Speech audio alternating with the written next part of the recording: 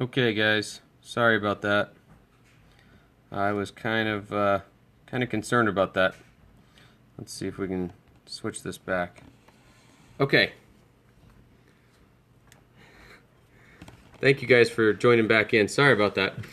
Apparently, our internet is still having a few glitchy problems, so we'll just keep muscling through. We'll keep trying here. Okay, so I'm gonna real quick back up because I'm not sure where it cut out for you guys, but the two primary keys of effective leadership are number one, honesty, right? Honesty with yourself and honesty with others about who you are, what you're after. The second key is humility, because pride is the great destroyer of healthy relationships. So I'm wanting to do a kind of a quick recap for some of you, since you might not have gotten to see it, but we're back live again.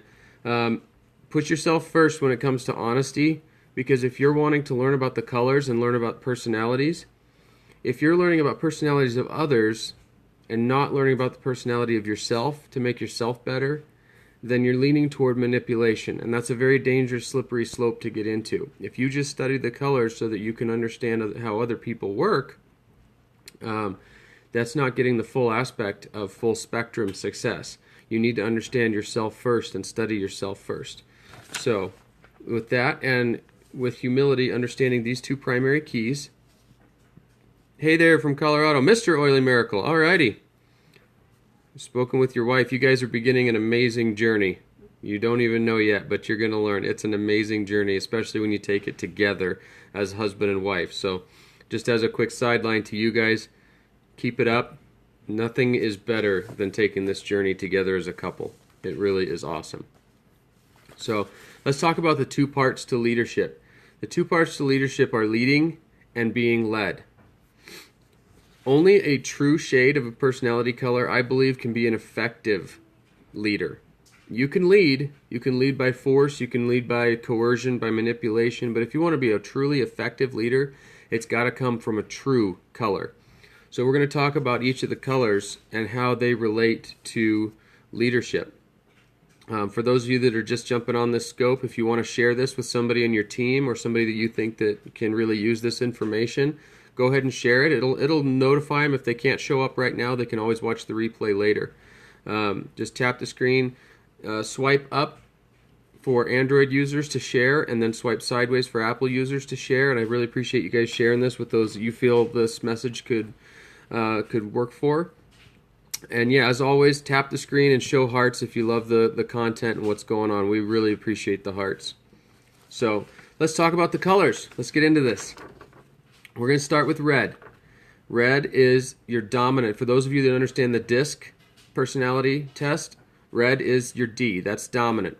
Their master key question that I teach in the book Full Spectrum Success, their master key question is what? Okay? What is it? What can I get from it? What does it take to get it? They're typically very fast decision makers. Okay? They're confident and stubborn. They will just plug right along. You show them an obstacle, they will blow through it or jump over it or go around it. Doesn't matter. It's gone. They're going to go after their goal. They can respond harshly if questioned in leadership situations. They tend to expect as much effort from the group as they are willing to put in. They tend to expect that much from others. So keep this in mind in a team setting. So they're drivers with laser focus, and they have little to no patience with excuses. Excuses are bad to a red. Don't give a red excuses.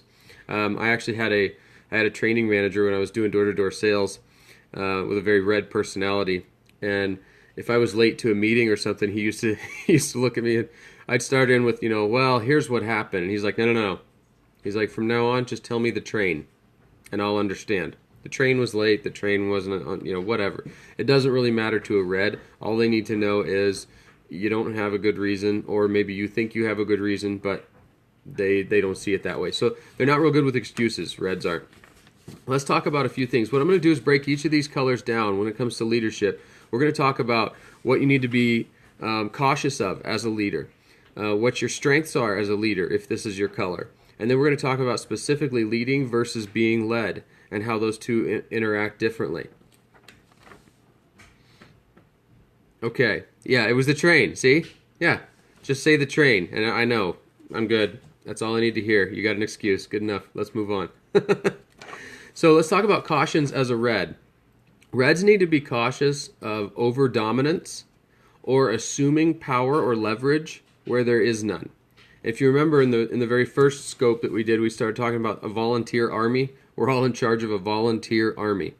Remember that, because if you assume power or leverage, especially when it comes to our network marketing business, you assume power or leverage there that really isn't there because they don't have to do what you say, you can end up burning the relationship instead of building the relationship, right? So we need to be careful with that. Thank you for the hearts, by the way. Loving seeing those. I'm glad you guys are liking this. Thank you very much. So the other thing we need to be cautious of as red leaders is blasting other ideas out of impatience. Sometimes we've already thought of it, but maybe there's a little bit of a different tweak that somebody's going to bring to bear on that same idea. So be careful not to just boom, hey, I already thought of that, boom, I'm done. This is how we're doing it. This is what we're doing here. So red leaders tend to favor submission to their will and their decisions. So be cautious of that if you are a red leader. If you have a red leader, understand that tendency can be there. This is all about communication, and communication is such a give and take, two-way street. Green hearts from a green personality. Awesome. Thank you. So it's a two-way street here, and we need to understand that with communication. So it's one thing to understand yourself, but it's another to understand your leaders or those that you're leading, right? It goes both ways. So let's talk about strengths with a red. Providing strong determination to see the task through. This is awesome. Reds are awesome at this. They don't see obstacles. They see opportunities, and they just go. So putting fear in its place and pushing forward is a great strength to a red. If you're a red, you're likely able to put fear aside when others are looking at it and they're going, oh my gosh, I don't understand. If we can actually do this, you're saying, yes, we can, and yes, we will. Let's go. So reds have, for those of you reds listening, show the hearts for this one. Reds have strong backs and wide shoulders when they're in their true shade. When they're in their true shade. So when they're using their strengths not leveraged against others, but leveraged to support and build others up, reds have got awesome backs to carry a load. Can anyone ever change from one color to another? You have all four colors present. Some may be microscopically small most of the time. Oh, that's no problem. Glad to have you here. How do you find out what your color is? You'll want to go over to my website at jacobadamo.com. I'm going to hold this up real briefly. Time out for a commercial break here. So go ahead and screenshot that for those of you that want it. That's how to follow me and how to find me. Go to jacobadamo.com. There is a short colors test there. You can figure out what your primary color is. There's also a downloadable PDF that you can fill out. And, yep, you're welcome. And when you do that, you'll be able to see your primary and secondary colors as well. So, and that'll help you break it down. And later on in some other scopes, we're going to do a lot of talking about secondary colors, or as Dr. Jim Bob talks about, stress colors. So he and I are doing some cool stuff with that. So let's talk about, now that we know what the strengths and cautions are for a red, let's talk a little bit about leading and being led. Okay?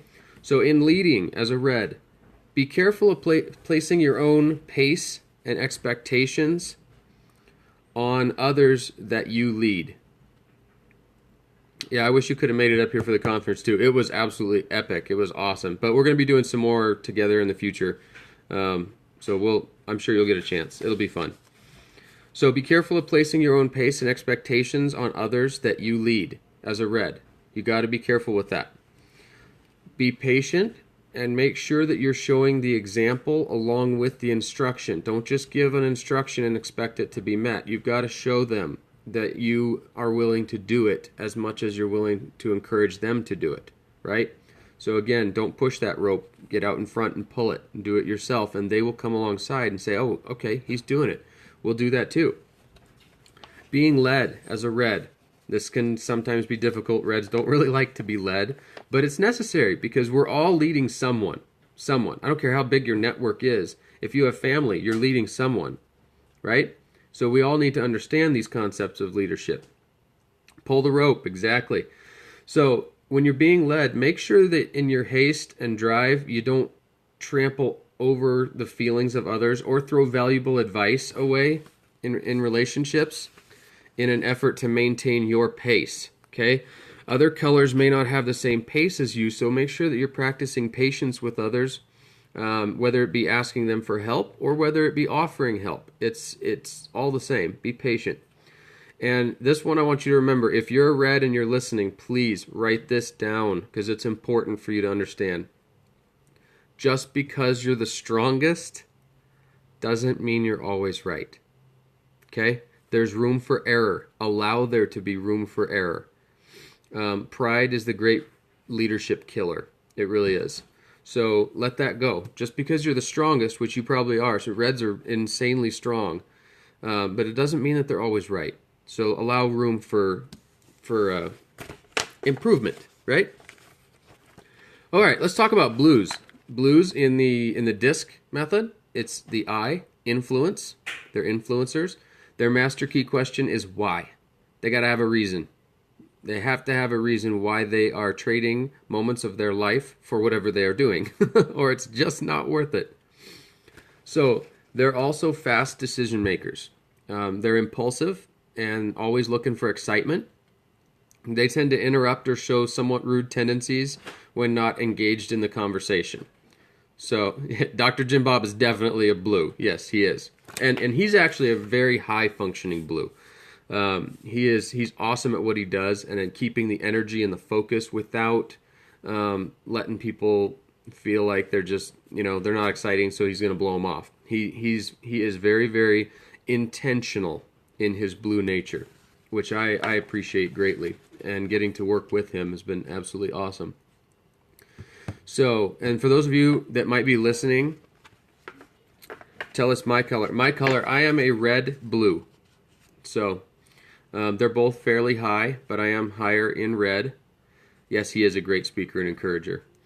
So that's my color. I'm a red and secondary blue.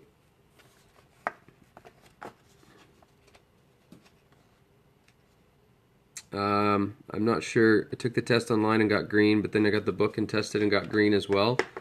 Probably because it's the same test. Unless you got an early version of... But see, not much has changed. I did revise the test a little bit between blue and yellow. But let's talk about... Let's keep going for you guys. Let's talk about blues. Cautions with blues. Tendency to avoid the less fun aspects of leadership, such as hearing somebody out or putting their own pursuits on pause to help someone else. That can be a tendency. They sometimes pay less attention to those that they don't deem worthy, right? Let's talk about their strengths, though. They have energy and passion. Blues have amazing energy and passion. They can bring enough charisma to the team to pull people out of their comfort zone and straight into the fun zone where things really get exciting. So inspiration and hope come pretty easy to blue leaders. They love it. When it comes to leading as a blue, be careful that you don't create a cool kid rift in your group, okay? It's going to be natural to gravitate towards those who fulfill that fun desire with a blue. So you got to be careful that you don't create that rift. Make sure you include everyone. Make the fun more about the team and less about you or the elite group making it, right? So being led. Here we go, blue. This is your note time for blues. When it comes to being led, listen. Even if it's boring, listen, because there's something that you can learn and there's something that you can take away from it. And I know it's hard. It's sometimes very hard, especially for those that have, a less than appealing delivery method. But still, do your best to listen and pull out that nugget of truth that's going to help you harness your energy and your vibrance and put it to work with your team. So understand that if somebody's breathing into you, it's a blessing. Okay? Even if it seemingly diminishes the fun of the moment, your passion is rare and amazing. Use it to help those around you enjoy whatever it is that your team is doing. Okay? So that's blues. Green. Green time.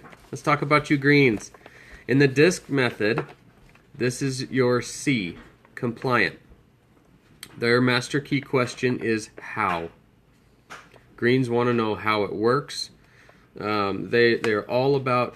Oh, you know what? I got to back up a second. We're gonna do this. We're gonna do this right. For those of you taking notes, back it up. Hold on just a second, because I want you to understand this.